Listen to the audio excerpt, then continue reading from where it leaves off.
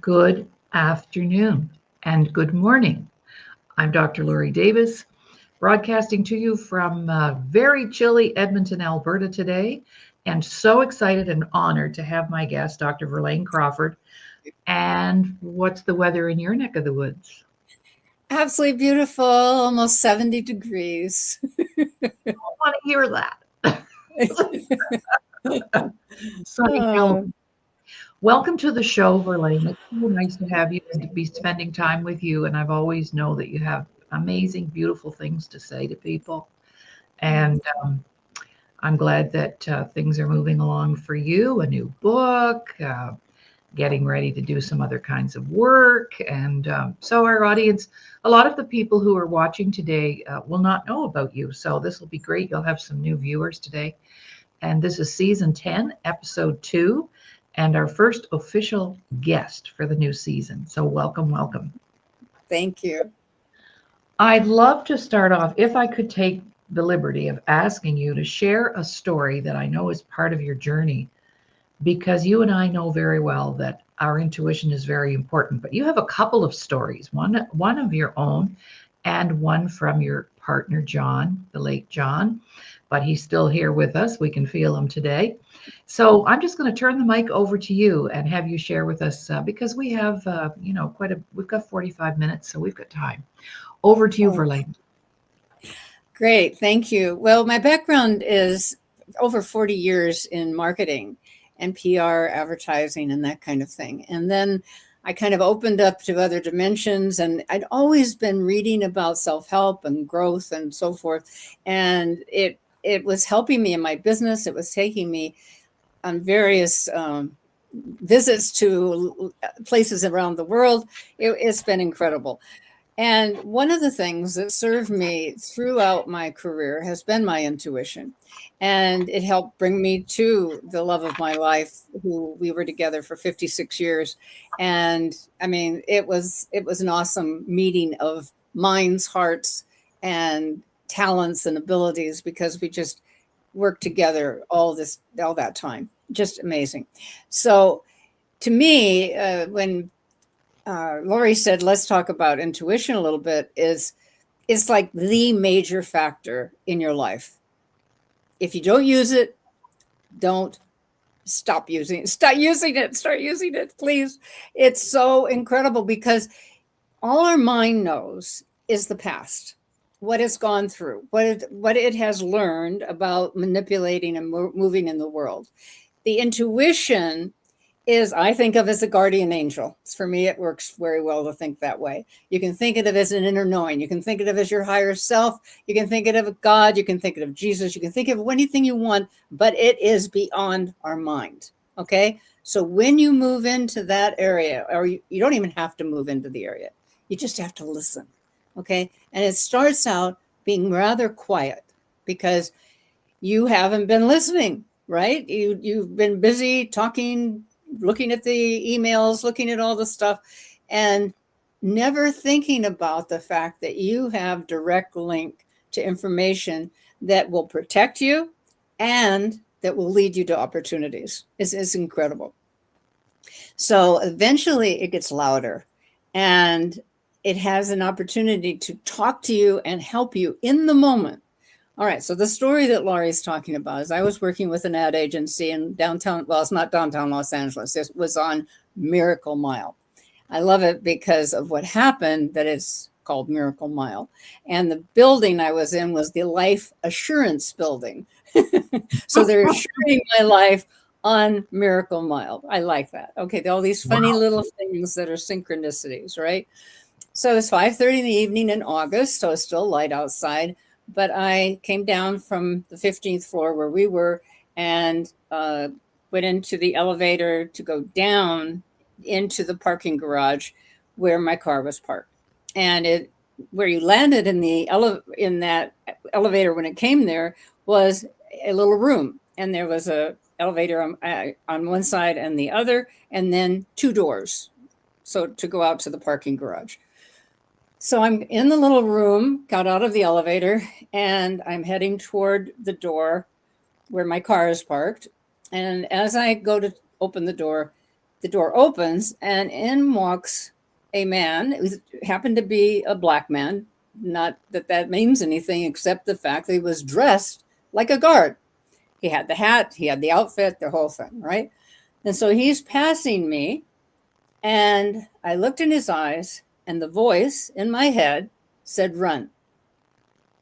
Now, what did I do? Did I run? Of course not. I argued.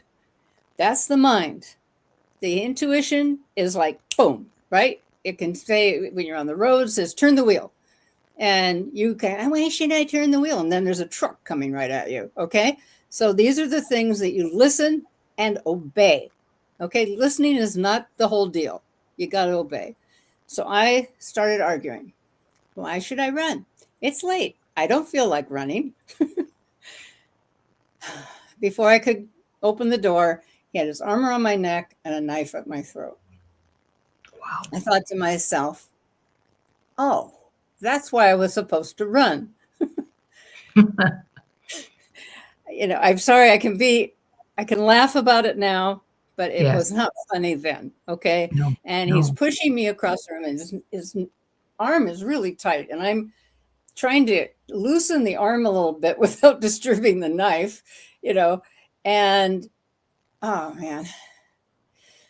And he's pushing me across to the other door, which didn't seem to make sense because he could have just gone out the door, but he's pushing me toward the other door. And I got loose enough. And all right, what I said, please forgive me for being so silly, but I said, calm down, you're hurting me. Right. Like you're in a meeting room, right? Yeah. You're being pushed with a knife at your throat, right? And so we get across the room ways, and then there's this, it's not a big room. It's maybe 15 feet at the most.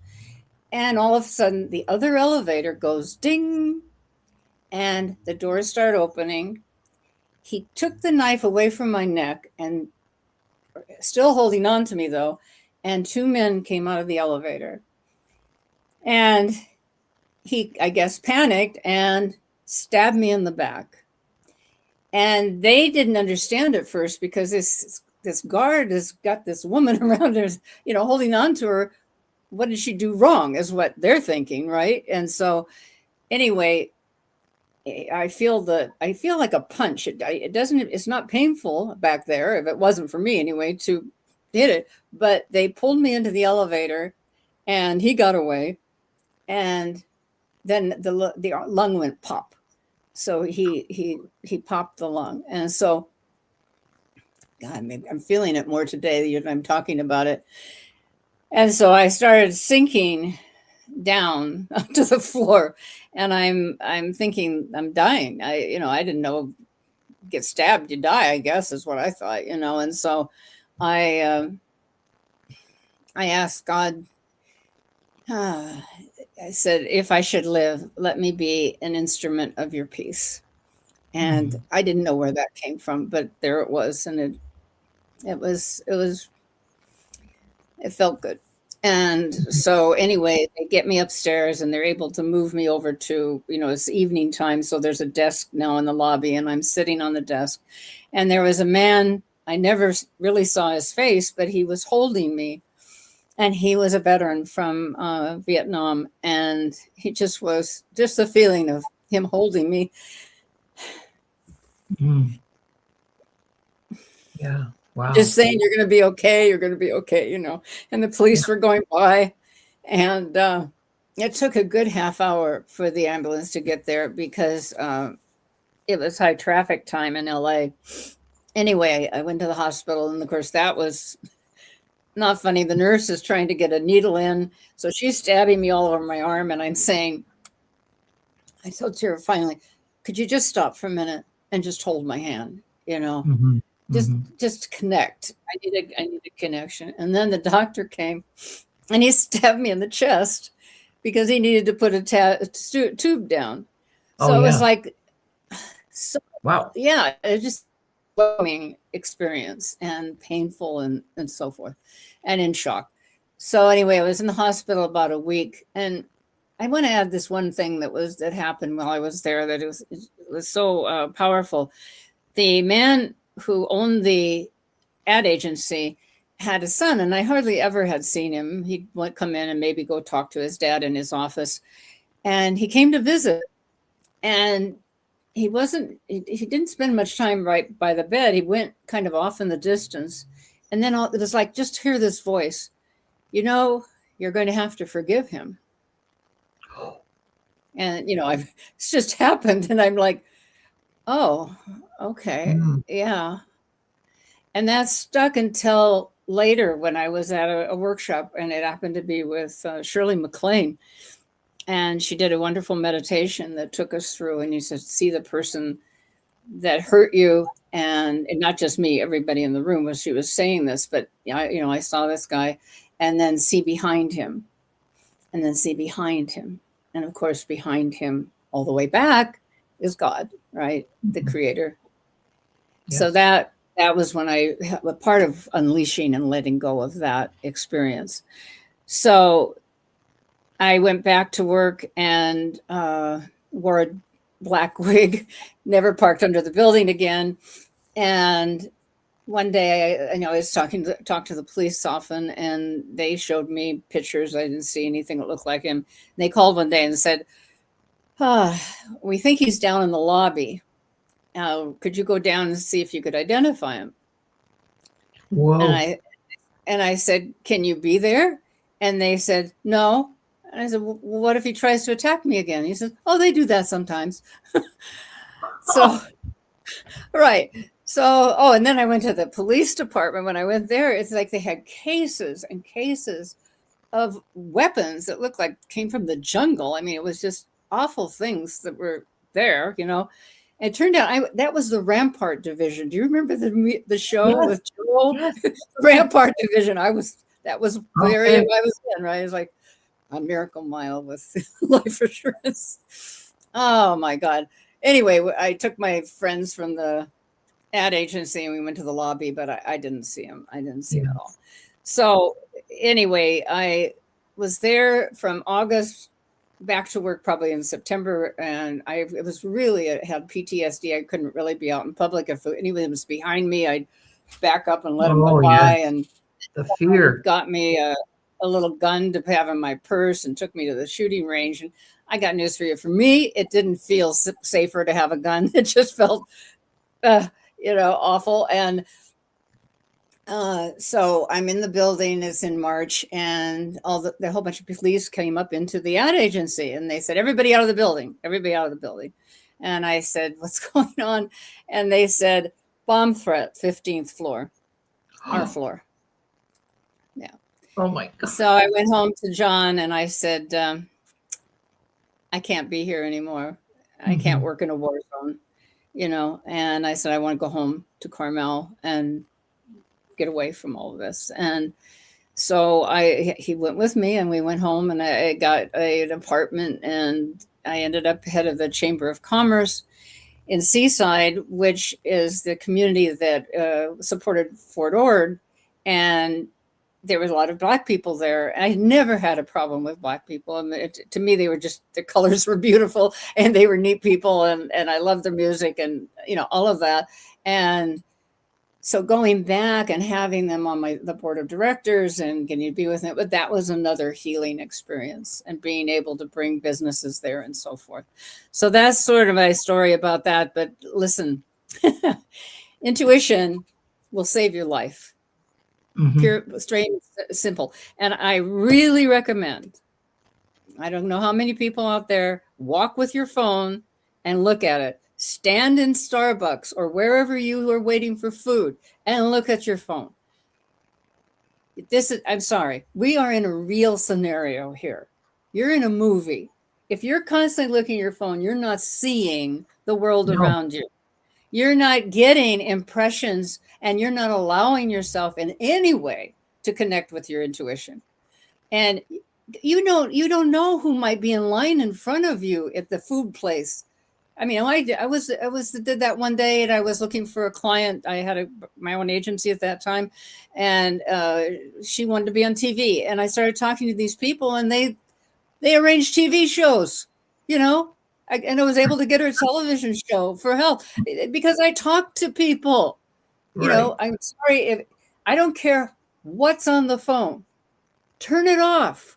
You have a period of time that you're not, and when you go outside, please notice the trees, notice the flowers, notice the people that are walking around you. Look at what cars are going by. Because guess what? This is the scenario you're living in, your real physical body, and you need to relate to the physical. All right, so I'm going to tell a story about John, okay? You and bet. his incredible he was so in tune with his intuition. In fact, he never paid any attention to the phone, okay? That was not his thing, and I suggest it not be your thing. You know, and he always listened to his intuition. He wouldn't go out of his business or into his business or out of the house without checking in to see how it felt. Is this the right time to go? Is this a safe time to go? Is this, you know, he's like with it 100%. Okay. So here he is one day when it was still daytime, but very dark out day because it was pouring rain, and he was in Switzerland, and he was on a mountain road, and it was raining. Okay. And he's driving in his BMW convertible, this little red car, and pouring rain. And he hears his intuition say, speed up. Now, that's what you're going to do, right? Huh? You're on a mountain road. It's raining. It's slippery. And it's a 2-lane road. And you're going to speed up, right? John did. John listened. He obeyed. He speeded up. And as he's coming around the corner, he sees a truck and a big semi. And it's swaying on the road. He said, oh. His guides, the intuition, say, go up next to the truck. You know, you're going up to a truck next to a truck on a 2-lane road where cars could be coming, and he's swaying. I mean, this is obeying at a level that, you know, I still need practice on. Okay. So he goes up next to the truck. He sees the guy in the truck. He was asleep. He didn't know if he was asleep or dead, you know. The guy on the truck is not driving. And the car is the truck, this giant truck. And so John starts honking and honking and honking and just on and on and on. And right up ahead, not too far, the road turns. And if they both don't turn, they go off at the cliff. Okay? Finally, after all the honking, the guy wakes up, looking around, looks down, sees a little, I don't think I'll ever forget the little red car.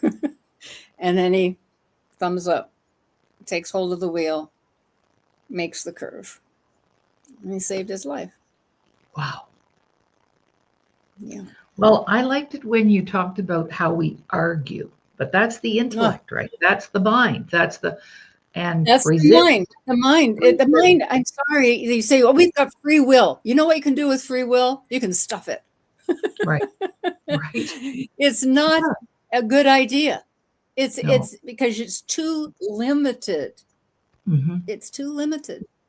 And any guy, any woman that listens to her intuition, these guys call it a gut reaction. Yeah, it's like a gut reaction. You can feel it in your gut sometimes.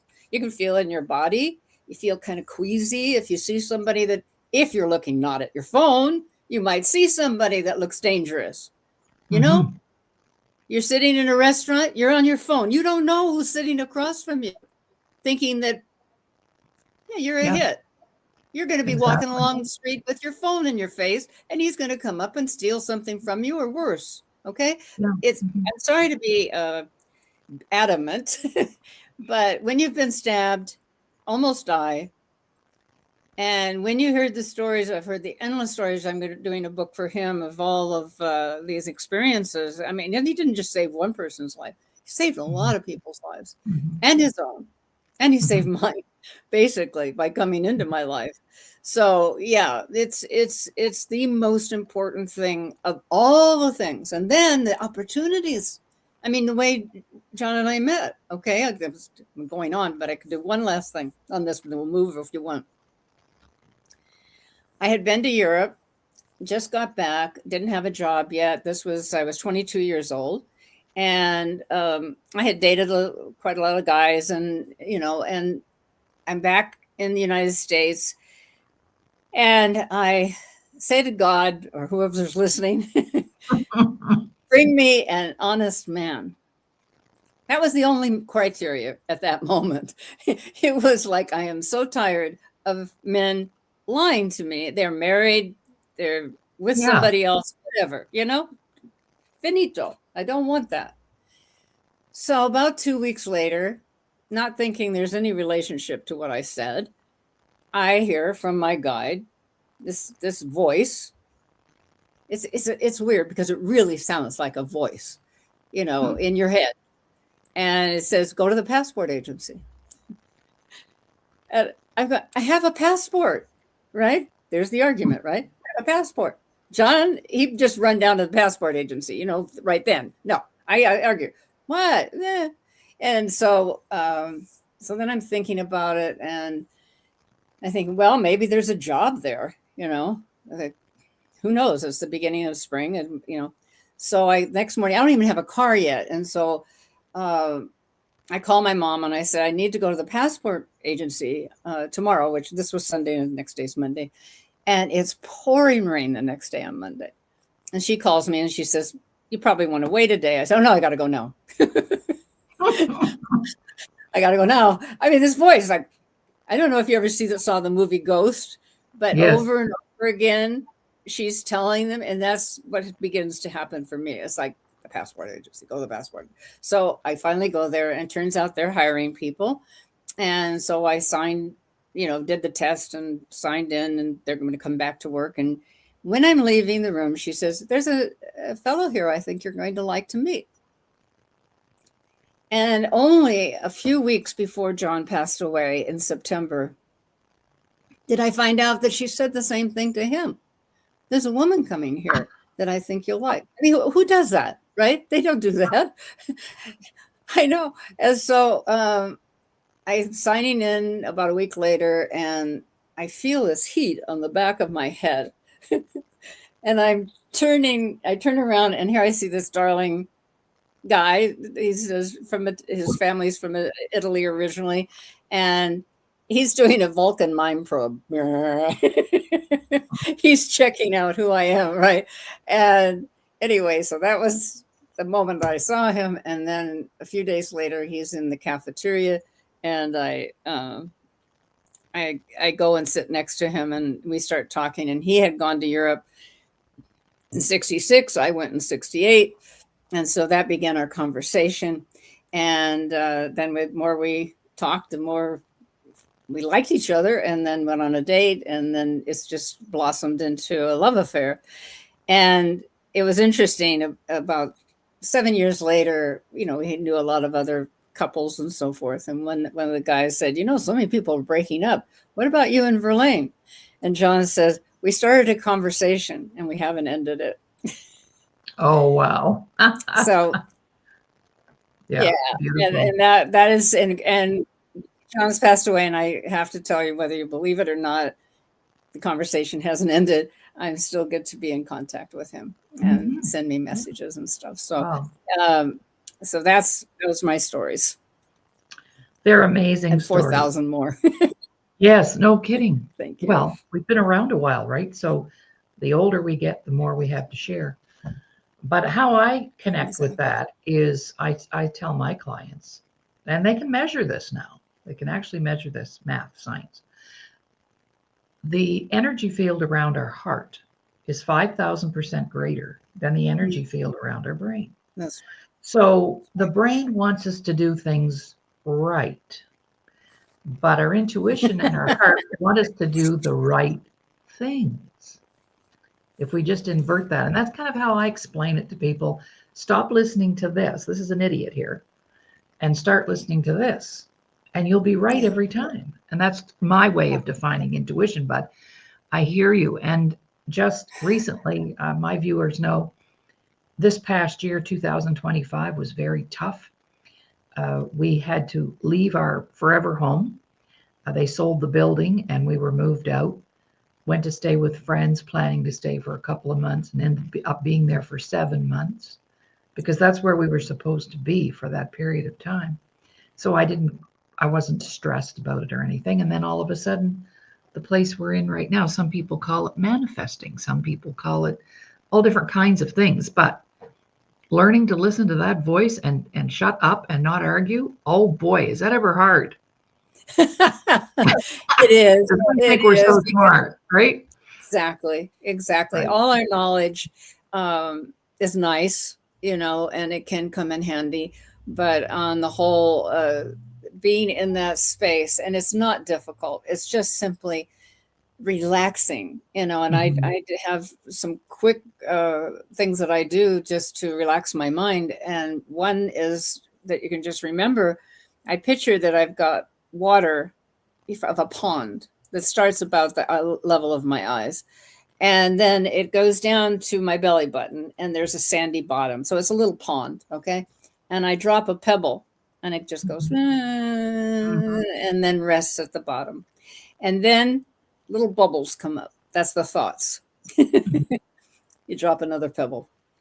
Okay. Right. And then it just relaxes you enough to be in the moment and to quiet your mind. I see people just running, right? Running from here to there. And it's not healthy. And I see people getting so angry and so hateful, especially in the political arena. Guess what? There's no need to do that. There's no need to do that. That isn't the way we create change. And later we'll talk about what I've written as called a planetary vision, because that we don't. Love is the answer to any question. To any question. Why? Because love is what holds everything together. It's called God. It's called energy. It's the quantum field, that is moving. And what brings it to rest, to create something? Your attention, your intention and attention. Wherever you put your attention, that's where you're going to be.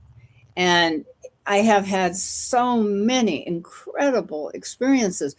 One was, I don't even know how to turn on a computer in 1982, when the PC computer came out. And I got a client, a guy who had written a program for a computer. So I went to Silicon Valley and I helped, try to sell this program. And so it gets me exposed to that environment. And then I'm going to meetings and everything. And then I said to God, if I'm supposed to have a client, set it up for me. Sure enough, I get a phone call. Then the phone call was, we need the marketing plan for our startup over the Christmas holiday. And I said, fine. I went, turned out that they were backed by a family in Mexico that had millions of dollars. And they said, they liked me and said, I could sell refrigerators to Eskimos. And so I could be head of marketing. So I became the first woman executive of a high-tech company. So how does that all happen? Because that's where I was putting my attention, right? You want to do something, you can do it. But you have to put your attention there and just let it flow. Once you get into that flow, it's so beautiful. It's so beautiful. And the same when I was doing classes for people in people's homes, they would invite their friends. And this man came up and said, how'd you like to go to Japan and teach? And I said, yeah.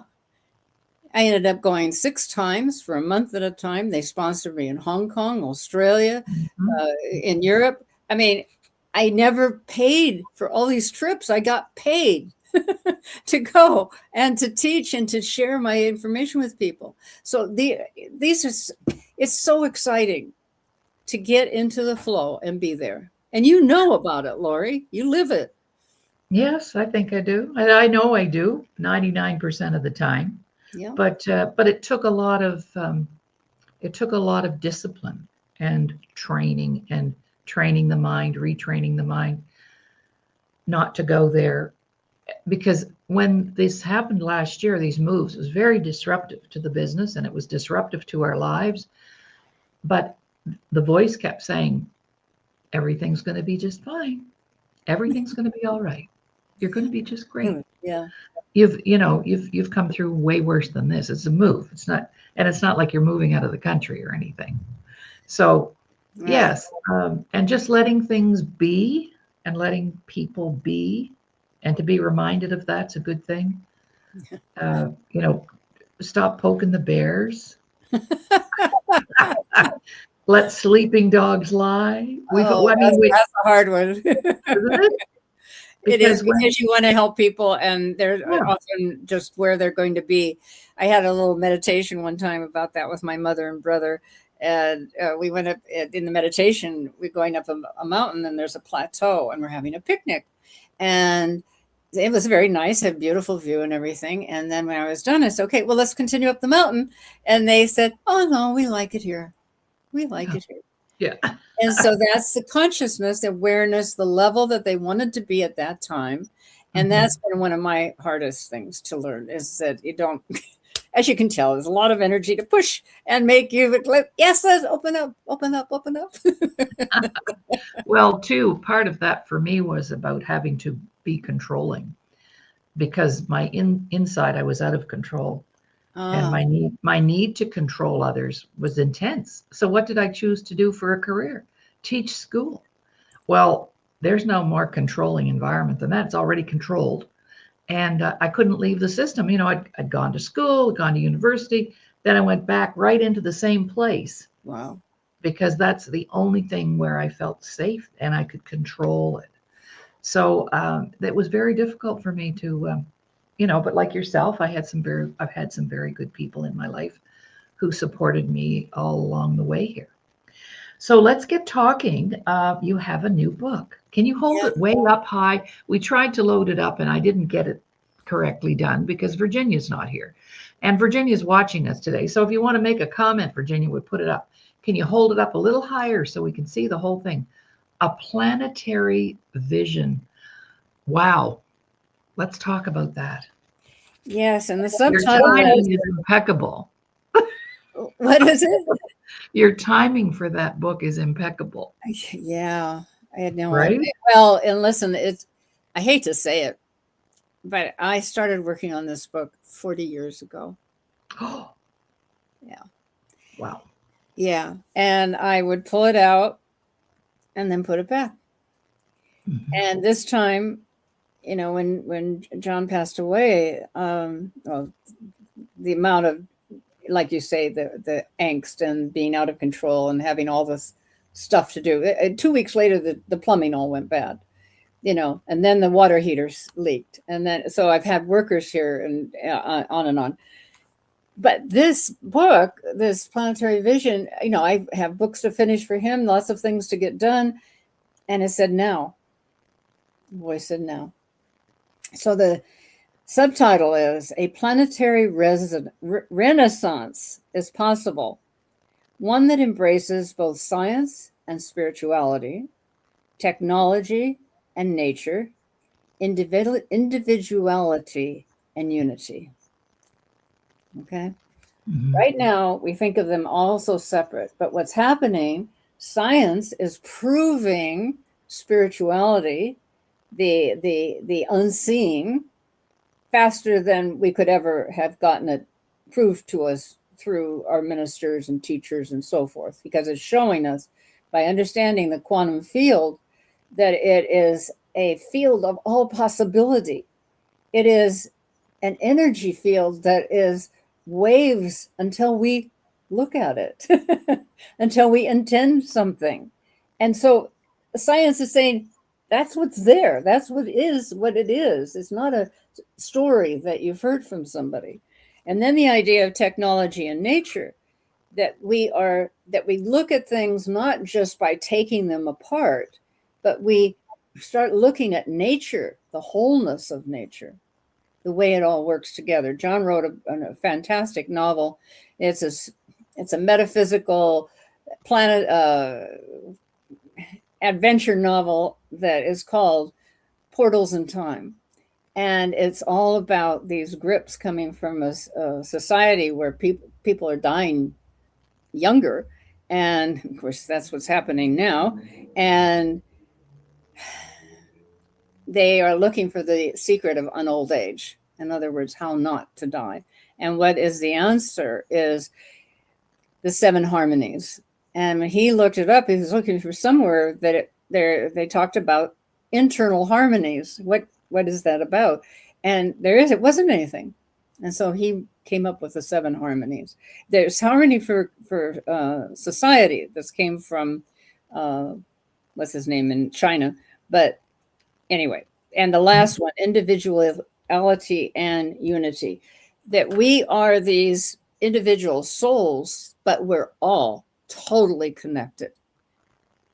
The way I see it now is the body and the mind are something that the soul, the energy of who you really are, this light being, creates, manifests this mind and body. And that's why the idea of intuition means you're tapping into that energy of that higher source material that is beyond what humans understand. And that energy that is flowing is all connected.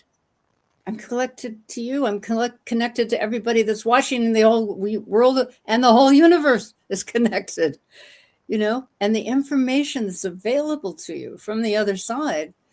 Because I was able to open up to other dimensions in 1987, and this information started coming, and it came like flowing. And I was like, whoa, okay. And that's what people were coming to hear, because it was like, and I listened to the tapes of it, and I was like, this is good stuff. Right. It's pretty good stuff, And as long as not telling people what to do or anything, that was fine with me. I just wanted, to open people up. So anyway, the planetary vision is here. It's just a small book. It's not big. It's more like a children's book in a way, because I have pictures in it. Pictures, lots of pictures to explain beautiful. what I'm talking about. And then there's a planetary management system that. Oh, wow. Yeah. And it's the 12 areas we interact with the planet.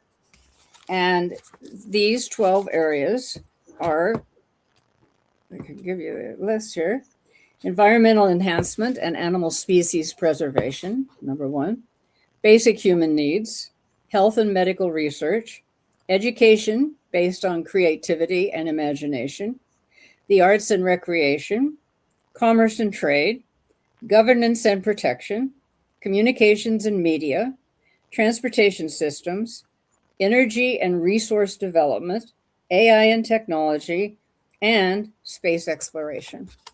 And in each one is explained.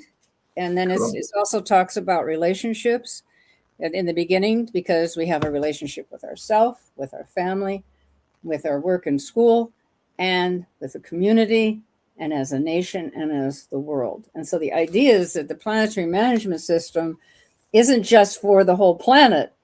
On every level, you're talking about that each of these circles is made up of 12 people who come from the other disciplines, and they're all looking at education, and then they're all looking at transportation, their communication, so that you're bringing this expertise. Doesn't that make sense? Makes perfect sense. How do I get the book? Yeah, it's on Amazon. What I'd love is that we all buy it at the same time, so I can become a bestseller. Well, then, in order for, yes. We all have to do it on the same day, right? It's going to be, let's make it the 27th. That's a 9. Make it the 27th. If you guys can go there to Amazon, Planetary Vision by Verlaine Crawford. And it's interesting. There's another one that's got another word before A. It's something there, and it was put out in 1982. And I was thinking, yep, that was when this one was going to be too. But it wasn't ready, and the world wasn't ready. No, that's right. And the I'm going to community, put that up on a banner, Verlaine. Just give me a second oh, here. that We're would be going to add a awesome. banner. So if on January 27th, go into Amazon, purchase it all on the same day. Ooh, that would be so cool. Yes. Because I want to get it out to all the leaders, to everybody that I possibly can, and kids. It's like a children's book. It's not big, and it's powerful. And I'm thinking, and the idea is it's like a blueprint for all of us to add to it, to make it even more powerful and more doable. It's not that different from the government, the way we have it set up here in the United States, because that's a pretty good government that's here. The problem, one of the things I'd change is 3 people are at the top. Okay, not 1, 3, as a trio management. I've read about some of that, and that's the power of that. And then you have the heads of the councils. We have some of them, but Trump just got rid of education, taking it back to the states. We need a big overhaul of education, because education is, we don't need the level of stuffing our brains. We need creativity. Mm-hmm. Creativity is your healing. Okay, that's another big thing. But intuition number 2, creativity. I don't care what it is, from painting, sculpting, pottery, singing, dancing, acting, anything where you're being creative. Not that you have to be paid for it. You could, but the idea is to bring that energy of the creator through this vehicle, and it heals. That's right. And I'd like to see more creative centers that offer this kind of opening for people as this AI begins to take away jobs. We got to do things that are healthy and create a liveliness for us, that we are alive. Okay. And one of them, please. Oh, we've got applause. I like that. Our audience is applauding. Oh, yes. Oh, that's wonderful. Right. Well, when you get back to, and just keep that running so that people who are just checking in or whatever, I have to put that on my calendar. So when people ask me, or clients will come to me and say, I just feel lost, I don't have a purpose. Right? You hear that a lot. I bet you hear that a lot. And I always say, well, I just ask 3 questions and you'll come up with your purpose. So the first question is, why are you here? And my personal answer to that is to make a difference. All right, why are you here? To make a difference. What do you want? Well, the answer is the same as number 1. I want to make a difference. Mm. And the third question is, what are you willing to do to get what you want? Yeah. And the answer is the same. I will continue to make a difference. That's so I share that with my clients, because that was something that I had difficulty with myself, because I was operating out of here and not paying attention. Yeah. And I remember the day and the place where I wrote my first 10 workshops in 1997. Wow. We now have over 1,000 workshops. Woo. With hard copy curriculum. But that day, I knew it was something, it was big, way bigger than I am. And I just said, God, if you want me to do this, then you better bring me the people. Well, and yes, for 32 years. You're a very, very special person, and there are a lot of people that could answer similarly. But yes. I think what we definitely want to keep the door open to why are you here? And they can say something as simple, to enjoy the planet. It's so beautiful, and what would you like to do? Well, I want to dance. I'm going to be a ballerina, or I want to fix things, or I want to build houses. It's all okay. Yes. It's all okay. And you don't have to have a purpose. You don't have to do anything. It's fine. Just be that. It's fine. The idea, just live this life. enjoy the beauty of nature, enjoy the people that are around you and the people that you meet. When I open my computer, what is my password? Friends to be. Oh, I love it. Friends to be, because that's what I'm opening it up for, to bring in new friends. And Right. because I only was, had my brother and I, and so my family, I consider Laurie family, your potential family. Right. I just don't know your Absolutely. name yet. And it's like, that's for me, experiencing the wonder of this whole experience here, and what it's all about is, my purpose, I thought, was in high school, was to be an astronomer, because I love cosmic theory and reading Einstein and all that. And you can say, well, in that case, right? And then in high school, I took Russian and German because I was going into astronomy and the space program and so forth. And what happened was I was chosen to be the representative from Carmel High School to the Model United Nations at Berkeley. And each school would represent a country. And so we represented Uruguay. And I was going with the idea of mobile educational units, because they had difficulty with their education system, and that they would go around and they'd have books in the mobile units and so forth. And what I found out was that I could talk and people listened to me, and they liked my ideas, and so I thought, okay, I'm going to come back to Earth, and I studied international relations. Cool.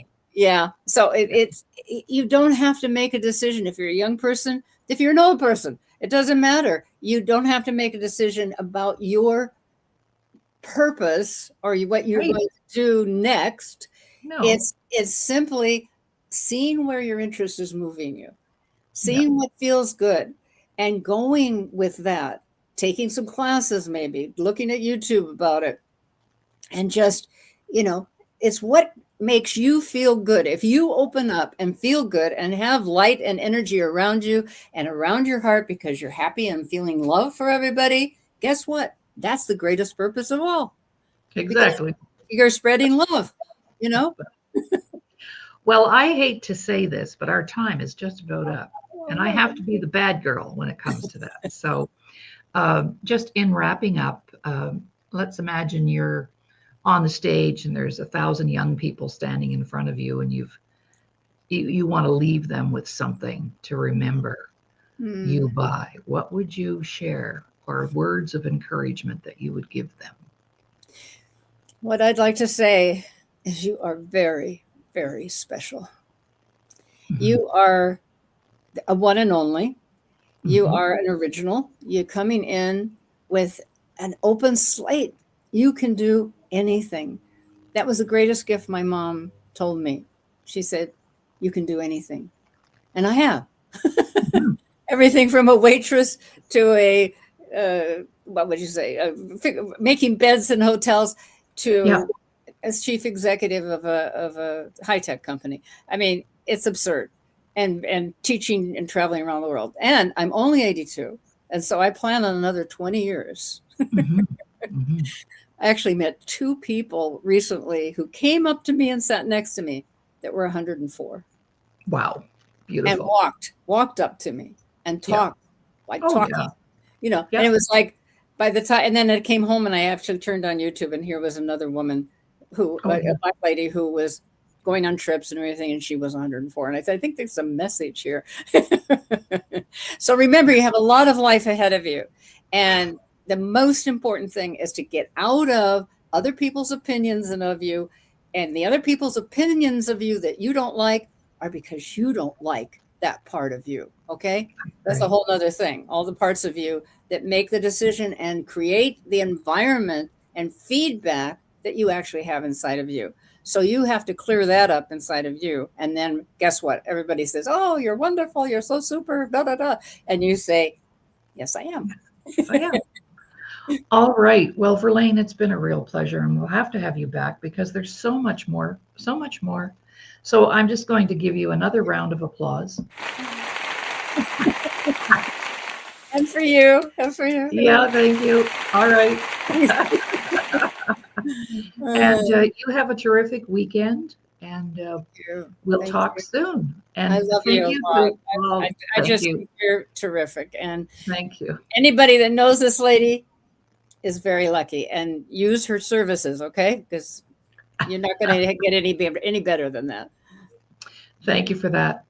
And also, remember, we are streaming live on Facebook right now and also on our YouTube channel, Laurie Davis Show Host. And we'll see you next Friday, everybody. Bye for now. Bye, everybody. Thank you.